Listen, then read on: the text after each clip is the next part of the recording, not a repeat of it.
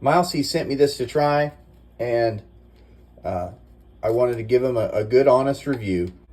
I think that their specialty is thermal, and I'm really looking forward to that. I would like to look through one of their thermals because from what I've seen online, they look like they're pretty nice.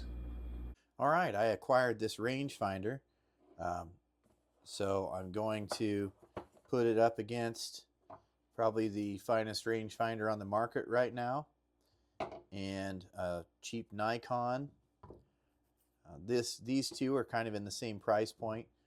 This is certainly a little bit more expensive. I'd say about twice as expensive, but not out of the price range of most serious hunters and archers.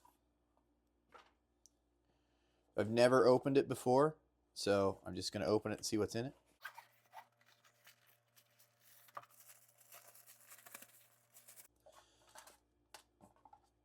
Comes with a cord, batteries,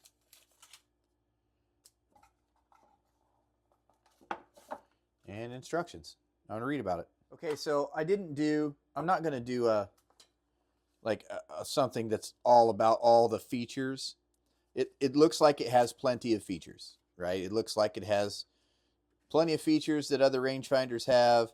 It doesn't look like there's something that other rangefinders don't have. Like, it doesn't look extra. It just looks like it has quite a bit of stuff. Auto angle down and archery things.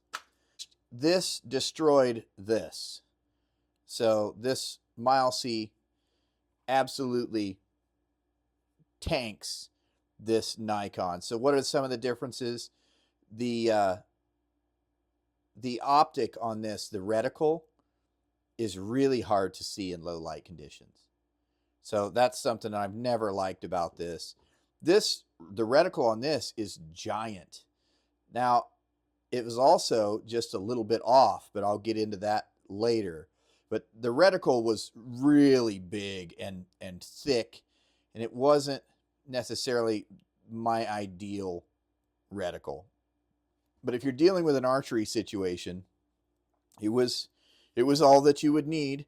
I will say that the reticle is black, and for archery, especially in low light situations with deer, that's not ideal because you can't see. So now when you put it on a deer, you can see, but if you were trying to range ahead of an animal that was headed towards a particular location, you might have some difficulty. But it has a large amount of magnification. I would say it's probably a power less than this, but it has a large amount of magnification. It says its field of view at 1,000 meters is 135 meters. So we took it to a 3D course today, and we put it through the paces. I used the Vortex Viper HD 3000, and my wife used this, and we ranged every target together. There were 40 targets. This was consistently 4/10 of a yard under. So if you were to sight in with it, right, you should always use your rangefinder because everyone's rangefinders are different. This one was 4/10 short. The only time that it had real issues was there was some grass and twigs. We were shooting beside at a certain target, and it didn't want to reach through those real well. I mean, could I have gotten a range through there by bobbing and weaving? Yeah, and I did. I made it work. I don't have any complaints. Overall, I don't have any complaints about this. One thing I will say that is really nice, and it is the ergonomic of it. Like, it feels really good in your hand. So I will say that's a good thing about it. Did it get outperformed by the Vortex? It did, on many fronts. But it ergonomically, it felt nicer than the Vortex did. But the Vortex, again, different price point. I don't expect it to perform like that. At the price point this is at, in comparison to this Nikon Prostaff, it just destroyed it. So this feels like a toy. This is where the battery goes. Just unscrews, drop one in. It came with 2 batteries, which is good, but I don't know what you'd need 2 for. They last a full season, or they should. Sometimes even more. I don't expect it to ever perform like this one's going to perform. So let's just talk about the difference there. This is a $150 rangefinder, $130, maybe even $140 rangefinder, somewhere in that aspect. This isn't. This is more. So there was a grain bin at about 400, and when I test one, I test it handheld, and with this, I was able to range the top of the grain bin, halfway down the top of the grain bin, and then at the top of the cap of the grain bin, right where it meets the sidewalls. I was able to distinguish between 1 yard, 2 yards in that area. This, I could give you a range at the top of the grain bin, and it was within 2 yards of the Vortex. So but that's, I mean, that's not what I'm kind of looking at this for, is from an archery standpoint. Could it be used? Could it be used effectively? Of course.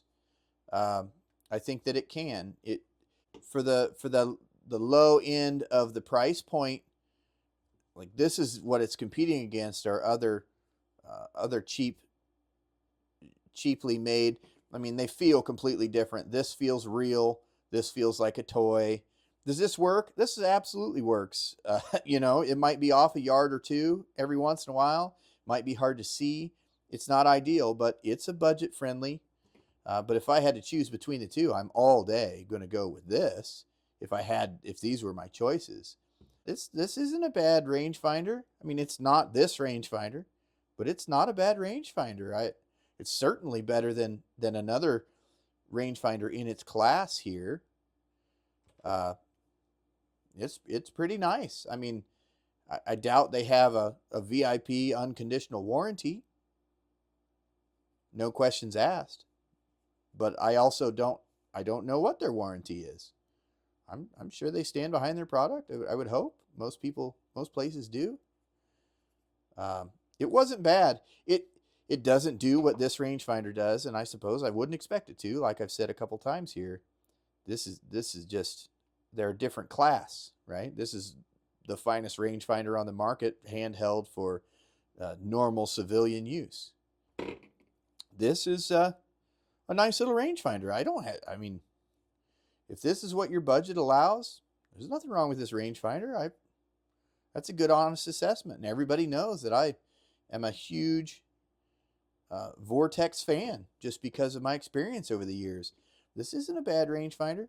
So, I mean, I could recommend it to somebody who didn't. I mean, certainly among other ones in its class, I think it's probably one of the better ones I've held. I like it.